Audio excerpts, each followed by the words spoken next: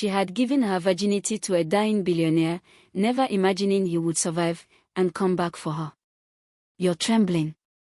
The words cut through the silence of the penthouse like a blade. Adrian King, once the untouchable figure on every magazine cover, leaned against velvet pillows. His body was frail, but his eyes burned with dark command. His voice, rough and cold, still carried the authority of a man used to obedience. Amaya Brooks froze, her chest rising and falling in shallow breaths. She stood in a stranger's bedroom, a dying man's room, about to give away the last piece of herself she still owned. "Spare me your pity," Adrian rasped, studying her with unnerving precision. "I don't need a saint. I need honesty. Can you handle that?" Her lips parted, but no answer came. How had it come to this? Hours earlier, her world had collapsed. At Midtown Medical Center, her father, Kenneth Brooks, once steady and strong, lay unconscious, his heart failing. The doctor's tone had been merciless. "We cannot proceed without a deposit. $100,000. Tonight." The words had crushed the air from her lungs. She begged, pleaded, but the physician was unmoved. Then Denise, her stepmother, had struck like a viper. Her voice was sugar over poison. "There's a way. Adrian King, the billionaire in Buckhead. He's dying. One night with him, and your father leaves." Amaya had recoiled, body shaking with fury and shame. "You want me to?" "I want you to save your father," Denise snapped, ice cold. "One night. No strings. Do this or watch him die." The deal was sealed when Adrian's lawyer, Jonah Price, pressed an envelope into her trembling hands, an NDA, a safe word, and confirmation the funds would be wired. Her signature had felt like chains closing around her wrist. Hours later, a black SUV carried her through Atlanta's neon streets, delivering her to Adrian King's glass tower.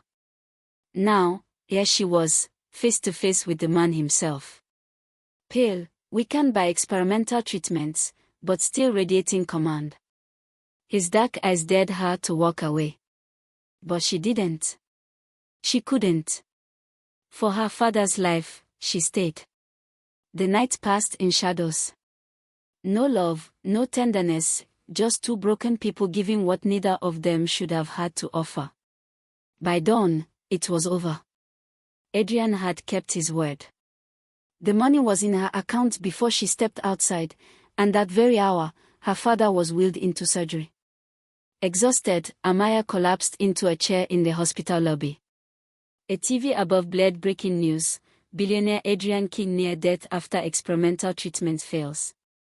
Her blood ran cold. Hours ago, he had altered the course of her life, and now he might already be gone. But fate wasn't finished. Days later, while cleaning marble floors at King Holdings Tower, she heard the whispers: Adrian King was gone, the treatment had failed, he would never return. She bent over her mop, praying no one noticed her trembling hands. The world believed him dead. But Amaya knew better. And then, the elevator doors slid open. Adrian King stepped out, alive. Oh! His gaze swept the room and locked on her instantly. Recognition flickered when his eyes dropped to the thin silver bracelet circling her wrist, the same one she had worn that night. A muscle ticked in his jaw. He turned sharply. "You. With me." He didn't ask. He ordered. Her feet betrayed her, carrying her into a glass-walled conference room. Adrian leaned against the table, weary but unyielding, his eyes drilling into her. "That bracelet," he said quietly. "I've seen it before. The night I nearly died, the woman who came to me wore that piece." Amaya froze. "You're mistaken," she whispered, though her denial trembled. "Don't play games with me," he snapped. "Do you think I don't recognize leverage when I see it? You were there. And now you show up in my building scrubbing floors, as if fate didn't stitch this together on purpose. What's your angle? Blackmail, a lawsuit, a leak to the press?" Her cheeks burned with shame, but anger pushed back. Do you really think I wanted this? That I sold myself to hurt you? My father was dying, Adrian. I didn't want your money. I wanted him to live. His expression flickered, pain, regret, but hardened again. Excuses don't erase what happened. Secrets rot from the inside, Miss Brooks. And right now, you're holding one that could bury us both. Before she could reply, Jonah Price entered, pale and tense, phone pressed to his ear. We have a problem, he said grimly. Someone's preparing to leak it. The night. The rumors about your last request. If we don't move fast, it'll hit the press within hours. Amaya's stomach dropped. If the truth came out, it wouldn't just destroy Adrian, it would destroy her, too. Adrian's jaw tightened. He looked straight at her. You're coming with me. What? No, I have work. Not anymore, he cut in, sharp as steel. If you're tied to this leak, willingly or not, you're a target. And I don't leave loose ends. Security will escort you to my car. From now on, you stay where I can see you. The SUV ride to Buckhead was silent, except for the weight pressing down between them. Amaya clutched her phone, staring at the text that replayed like a nightmare. Your stepmother sold you. Check the transfer. The receipt. Code proof Denise had betrayed her, profiting from her humiliation. Beside her, Adrian sat rigid, his strength fraying under sickness, but his will unbroken. Finally, his voice broke the silence. That bracelet, you wore it then. You wear it now. You knew I'd recognize it. Amaya turned sharply, fire in her voice. I didn't plan any of this. You think I wanted to cross paths with you again? To be dragged into your world? Adrian's eyes narrowed. Coincidence doesn't exist at my level. My enemies are circling. And you, Miss Brooks, you've become ammunition. When the SUV pulled into his gated townhouse, Amaya's pulse spiked. Guards ushered her inside, through a foyer of glass and steel, into a study lined with floor-to-ceiling shelves. Adrian dismissed the guards with a wave and turned back to her, his gaze unrelenting. And Amaya realized, whatever had begun that night was far from over. The study door shut behind them with a heavy click, sealing Amaya in the billionaire's den. The air smelled of cedar and faint smoke, the shelves lined with first editions and artifacts from a life lived at the top of the world. Adrian lowered himself into the leather chair behind the massive oak desk.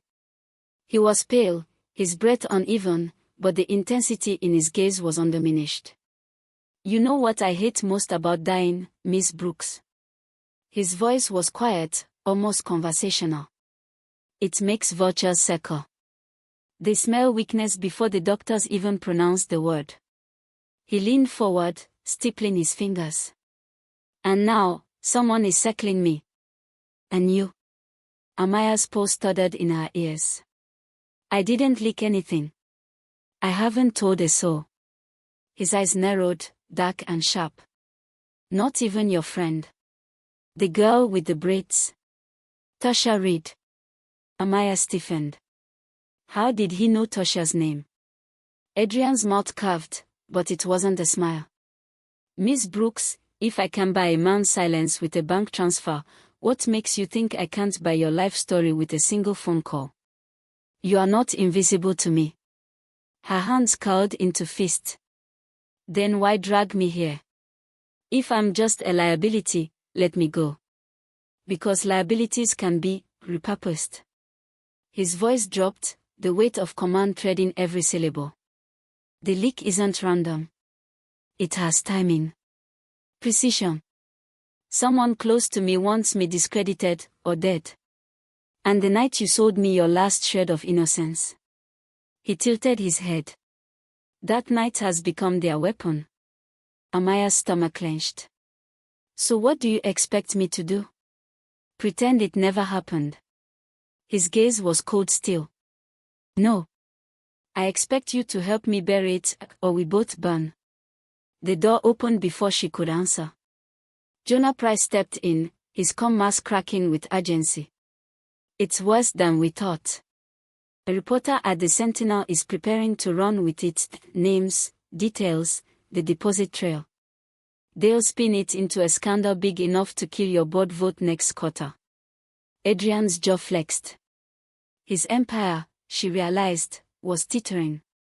And she was at the center of its collapse. "Kill the story," Adrian ordered.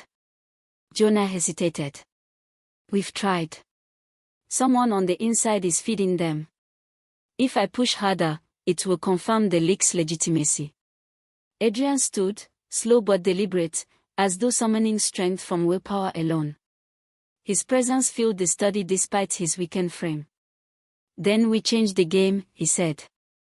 His eyes locked on Amaya, burning with something she couldn't read: anger, desperation, maybe even a twisted kind of trust. "You're coming with me to the gala tomorrow night." Her heart stumbled. "What? No, absolutely not. I don't belong in your world." "You belong wherever I say you do," he cut in, voice sharp as a blade. "If the world thinks you're my downfall, then tomorrow, they'll see you on my arm as my choice. Not a secret. Not a scandal. A statement." Amaya's breath caught. The thought of stepping into the spotlight beside him was suffocating. She had scrubbed his flaws, for God's sake. Now he wanted to parade her under chandeliers and cameras. "I can't," she whispered. "You can," Adrian replied, his tone brooking no argument. "Because if you don't, your stepmother's name, and your father's, will be dragged through headlines that never fade. Decide, Miss Brooks. Hide in the shadows, or stand in the fire with me." Silence swallowed the room. Amaya's throat tightened as she stared at the man who had bought her body, and now demanded her future. And for the first time, she realized Adrian King might not just survive. He might take her down with him. The next evening, Atlanta glittered under a cold autumn sky. Cameras flashed outside the Grand Hotel where the King Holdings Foundation Gala was already in full swing. A sea of reporters and socialites surged beneath the chandeliers, their laughter sharp, their whispers sharper. Amaya adjusted the hem of the sleek black gown Jonah's assistant had delivered to her hours before.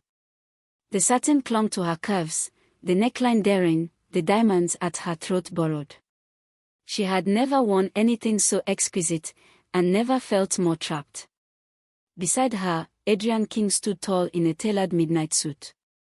Though his illness still clung to him, his posture was flawless, his presence magnetic. His hand brushed her lower back with the quiet force of possession as he guided her into the blaze of cameras. Flashes erupted. Questions flew. "Mr. King, is this your fiancée? Adrian, is it true you've returned from the brink of death? Who is she?" Amaya flinched under the bombardment, but Adrian never faltered. His hand tightened, steadying her, shielding her. When he finally spoke, his voice was steady, deep, alive with command. "Her name is Amaya Brooks," he announced. "And she's with me." The ballroom fell into a ripple of gasps and murmurs. Amaya's chest tightened. He had thrust her into the spotlight without a warning, branding her as his in front of Atlanta's elite. No longer a shadow in a hospital corridor or a faceless cleaner in his towers, now she was the billionaire's chosen companion. Champagne glasses clinked, and music swelled.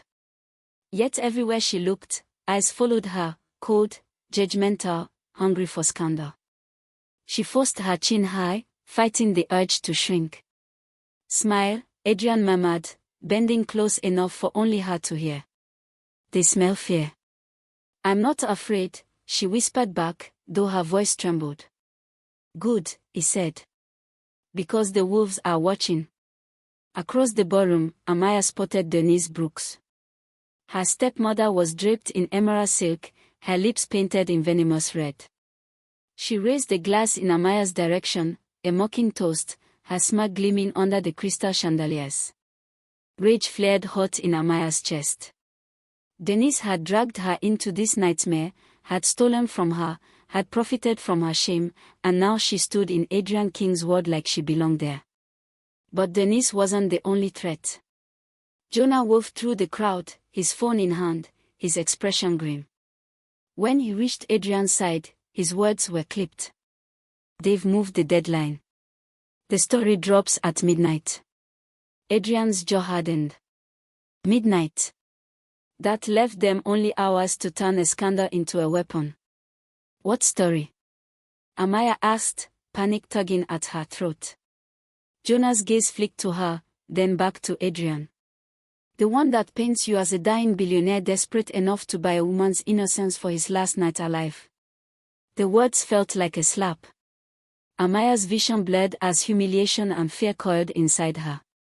Around them, champagne laughter and violins drowned out the world, but all she could hear was the echo of Jonah's voice. Adrian didn't flinch. His hand tightened on her waist, anchoring her in place. His lips curved into a slow, dangerous smile. "Then we won't wait for midnight," he said. His eyes locked on Amaya, dark and unyielding. "We'll give them a story first." And before she could protest, Adrian King stepped onto the stage, drawing every gaze in the room to him. The ballroom lights dimmed as Adrian strode onto the stage, each step measured, each breath forced into steadiness. The crowd hushed, drawn to the man they had once declared untouchable. Cameras tilted upward, lenses flashing like lightning. Amaya's stomach churned.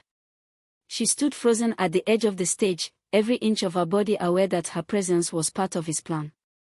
Adrian's lawyer, Jonah, hovered nearby, face tight with tension. Adrian gripped the microphone. His hand trembled, but his voice rang out smooth, ironclad. 6 months ago, the world was told I was dying."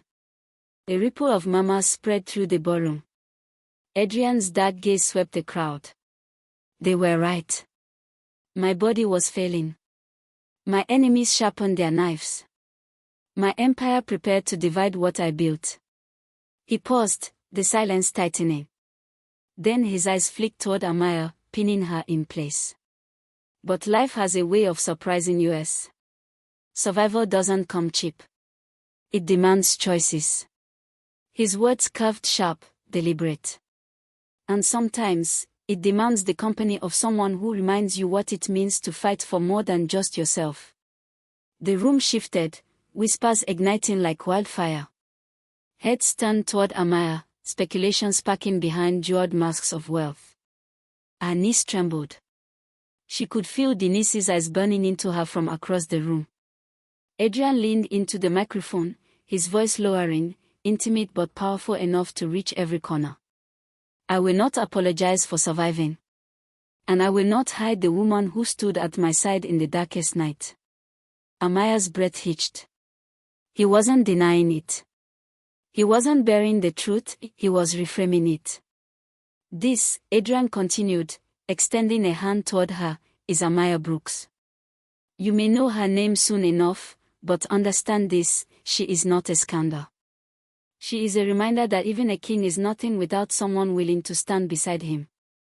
Gasps rippled through the crowd, applause sparking hesitantly, then building. Flashbulbs exploded as Amaya forced her feet forward, each step a war against the panic clawing her throat. When she reached his side, Adrian's hand closed firmly over hers, warm and unyielding. From the corner of her eye, Amaya saw Denise. Her stepmother's smile had curdled into fury, her wine glass trembling in her grip. She leaned to a man in a grey suit, someone Amaya didn't recognize, her lips moving in sharp, urgent words. Jonah's phone buzzed in his pocket. He checked the screen and his face blanched. He leaned close to Adrian, whispering just off mic. "They are moving faster. Someone's feeding them live. The leak isn't waiting for midnight, it's happening now." Adrian's eyes darkened. He tightened his hold on Amaya's hand, his grip like steel. Then, he murmured, almost too soft for her to hear, "We take the fight to them before they finish the sentence." The room thundered with applause, but beneath it, Amaya felt the ground shifting. She wasn't just a pawn anymore. Adrian was pulling her into his war, into a battlefield where survival meant destroying secrets before they destroyed them. And as the lights blazed brighter, she realized something chilling. Denise wasn't watching Adrian anymore. She was watching her. The applause had barely faded when the first phones buzzed. Then another. And another. Like a ripple of electricity through water, heads lowered, eyes lit with the glow of screens. The room's air shifted, sharp, hungry. Jonah cursed under his breath. It's live. Amaya's stomach dropped. She could see it on the faces around her, the widening eyes, the curling lips, the gas that spread like wildfire. The story had broken in real time, feeding every gossip-hungry soul in the ballroom. On the massive screen behind the stage, meant to display the gala sponsors, a reporter's headline appeared, hacked and hijacked into the feed. Billionaire Adrian King bought a woman's innocence on his deathbed. A collective gasp shattered the ballroom. Champagne glasses froze halfway to lips. Cameras spun. The whispers turned to accusations, sharp as blades. Amaya's blood went cold. Her name hadn't yet appeared on the headline, but it was only a matter of time. She felt her stepmother's gaze like a knife in her ribs. Denise was smiling now, wickedly satisfied. Adrian didn't flinch. He reached for the microphone again, his hand steady, his voice cutting through the uproar. Enough. The single word silenced the room. His presence, commanding, unbroken, dragged every eye back to him. You want scandal? Fine. I won't insult you with denial. The truth is this, when the world wrote me off as dead, I made a choice. A choice that bought me life. His gaze cut through the crowd like a blade. And if that offends you, then remember this, you are only alive tonight because someone, somewhere, once made the same choice for you. The room erupted again, shouts, debates, furious whispers. Reporters shoved forward, cameras flashing wildly. Amaya's hands shook, but Adrian's grip didn't loosen. He leaned close, his breath brushing her ear, his words meant only for her. They want blood. I gave them mine. Now you'll give them yours. She froze. What? His eyes burned into hers. You're walking out with me. Every camera will capture it. Every paper will print it. And by dawn, they won't call you a scandal. They'll call you mine. Her heart thundered. Adrian, I can't. You already have, he cut in, his voice soft but lethal. The moment you signed that NDA, you stepped into my world. And now, Miss Brooks, the world is watching to see if you drown or rise. Before she could answer, the press surged closer, shouting her name now. Amaya Brooks. It was too late. The secret was out. Adrian raised their joined hands high, his expression unreadable, his jaw iron. The cameras exploded in a frenzy. And across the room, Denise Brooks slipped quietly toward the exit, her smirk cuddling into something sharper, darker, because she knew this was only the beginning. The ballroom dissolved into pandemonium. Reporters surged forward, cameras flashing in staccato bursts, their voices clashing over one another. Adrian, is she your mistress? Miss Brooks, did you sell yourself to save your father? Is this a contract relationship? The questions pelted Amaya like stones. Her throat locked, her breath shallow. She wanted to vanish, to melt into the floor, but Adrian's arm around her waist was an iron band. He held her steady, shielding her from the crush. Jonah shoved through the crowd, snapping orders into his phone. Block the feeds, lock down the servers, pull the press credentials of anyone streaming live. His usually calm face was taut with urgency. Across the room, Amaya saw Denise. Her stepmother stood near the bar, calm amid the storm, her emerald gown glimmering under the chandeliers. She raised her glass again, this time in a mocking salute directly at Amaya. Then, with deliberate slowness, she whispered something to the man in the grey suit at her side, handing him a slim folder. Amaya's gut twisted. Whatever Denise was feeding him, it wasn't good. Adrian noticed too. His gaze cut toward Denise like a knife. "She's working with them," he muttered under his breath, his jaw ticking. "Of course she is." Then, louder, to Jonah, "Get her out. Now." Security appeared, forcing a path through the throng. Amaya stumbled as Adrian pulled her down the steps of the stage, his grip never loosening. The air was a storm of voices, shouts, flashes, the sharp turn of champagne and sweat. "Adrian. Adrian. One word for the press. Amaya. Did you love him, or was it just money?" Amaya's knees buckled under the barrage. But Adrian leaned close, his lips brushing her ear, his voice still against the chaos. "Eyes up. Don't let them see you break." Her chin lifted on instinct, though her heart thundered like a trapped bird. Together, they cut through the gauntlet of cameras and out into the cool night air. The black SUV idled at the curb, engine humming, doors already open. Jonah backed orders at the guards as Adrian bundled Amaya inside. The door slammed shut, muffling the roar of the crowd. Silence, thick and charged, filled the car. Amaya pressed back against the leather seat, trembling. Her reflection in the tinted window looked like a stranger, flushed cheeks, wide eyes, diamonds glittering at her throat. She had walked into that ballroom invisible. Now the entire city knew her name. Adrian sat beside her, pale but unbowed. His breathing was shallow, but his presence was suffocating, his gaze locked on her as if she were the only thing anchoring him. Finally, he spoke, low and deliberate. "This is war now. And you, Miss Brooks, are no longer a bystander. You're in it, whether you like it or not." Her fingers curled tight in her lap. She wanted to scream, to tell him she hadn't asked for any of this, that all she'd ever wanted was to save her father. But the words died in her throat. Because deep down, she knew Adrian was right. She wasn't just in his world anymore. She was in his war.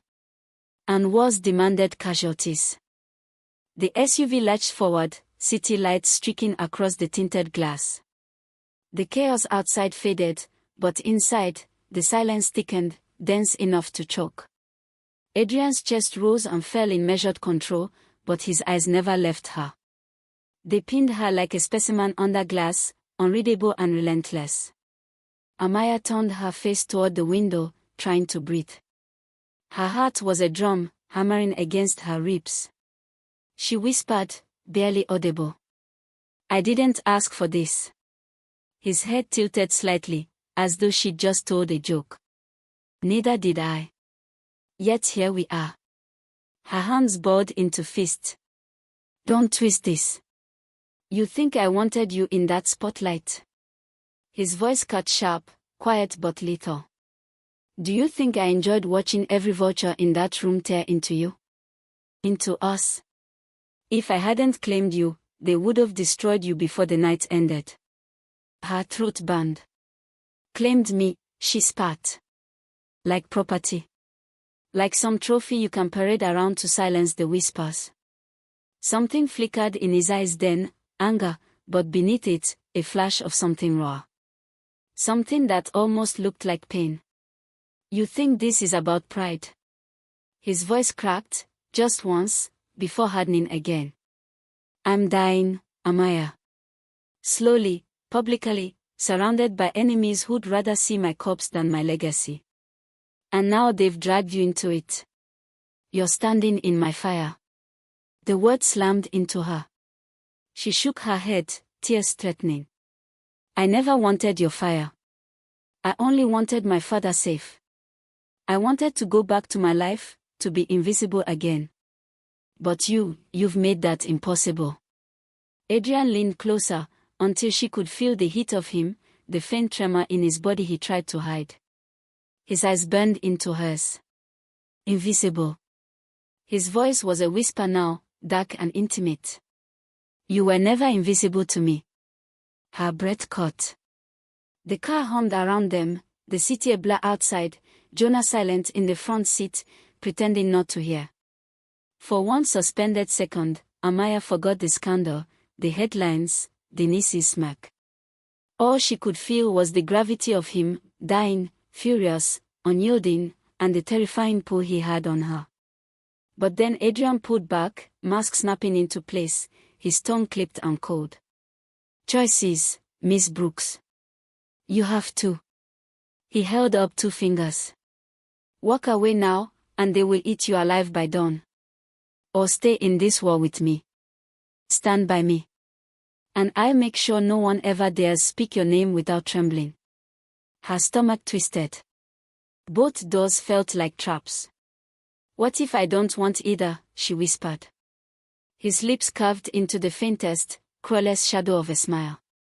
Then you shouldn't have signed that contract. The SUV plunged into the night, carrying her deeper into a war she never meant to fight.